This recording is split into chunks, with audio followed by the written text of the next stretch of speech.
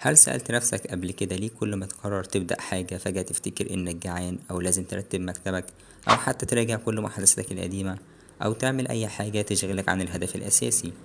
الموضوع مش كسل، الموضوع أكبر بكتير. اللي انت بتواجهه ده اسمه البروجرستينيشن أو التسويف. بس قبل ما نحكم عليه لازم نعرف الأول جه منين. كلمة بروجرستينيشن جاية من الكلمة اللاتينية بروجرستينير، يعني تأجيل للغد، لكن الأعمق من كده أصلها النفسي من كلمة لاتينية تانية اسمها أكراسيا، وده مصطلح بيعبر عن التصرف ضد ما نعرف إنه الأفضل بالنسبة لينا. يعني ببساطة إحنا مش بنأجل عشان كده أسهل، إحنا بنأجل ضد مصلحتنا وإحنا عارفين. طب هو ليه دماغنا بتعمل كده؟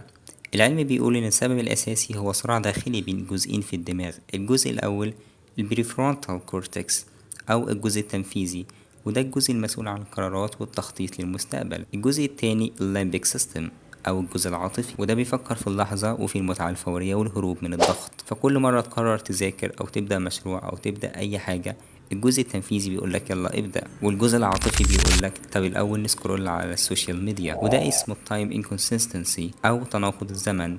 يعني العقل بيقيم المتعة القريبة أكتر من الفايدة البعيدة، وده بيخلينا نعيش دايما فيه بعد شوية. مثال من حياتك، افتكر آخر مرة كنت ناوي تذاكر أو تبدأ حاجة مهمة، ايه اللي حصل؟ فتحت يوتيوب وبعدها قلت أبدأ بعد الأكل، واتفاجئت إن اليوم خلاص خلص.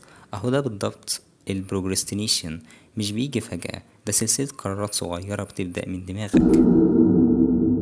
الغريب انك بعد ما تأجل بتحس بتأنيب الضمير، وده لانك كنت عارف انك لازم تبدأ. وده بسبب توتر داخلي اسمه cognitive dissonance، يعني العقل مش متصالح مع أفعاله. في دراسة من جامعة كاليفورنيا الباحثين لقوا ان الناس اللي بتسوف دايما عندهم مستويات أعلى من التوتر والقلق. يعني التسويف مش راحة، ده حمل نفسي.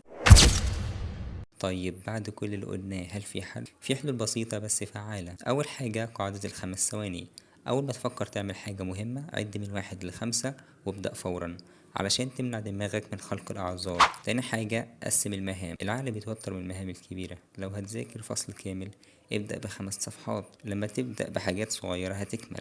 تالت حاجة المكافأة الفورية. اربط كل مهمة بحافز بسيط، مثلا خلصت مذاكرة خد استراحة أو حاجة بتحبها، ده بيوازن بين الجزء العاطفي والتنفيذي. رابع حاجة قاعدة ال2 دقيقة، يعني لو المهمة تاخد أقل من دقيقتين اعملها فورا، ده بيقلل تراكم المهام الصغيرة اللي بتسبب ضغط نفسي كبير. طيب ليه ده بيأثر على حياتنا؟ لأن التسويف مش بس بيأثر على وقتنا، ده كمان بيأثر على ثقتنا في نفسنا. كل مرة بتأجل بتفقد احترامك لذاتك، وكل مرة بتلتزم حتى لو بحاجة صغيرة بتسترجع قوتك. في دراسة اتنشرت في مجلة Psychological Science، الباحثين اكتشفوا ان الناس اللي بيتعلموا يتحكموا في رغباتهم العاطفية بيحققوا اهداف اكتر وبيعيشوا حياة اقل توتر. يعني الموضوع مش بس تنظيم وقت، ده تدريب على التحكم في النفس. خلاصة الحلقة، التسويف مش ضعف، هو مشكلة نفسية وعقلية ممكن نفهمها ونتغلب عليها. انت مش لوحدك والمشكلة ليها حلول. وكل ما تلاقي نفسك بتأجل افتكر انك مش لازم تبدأ صح، المهم انك تبدأ. حتى خطوة صغيرة ممكن تغير كل حاجة.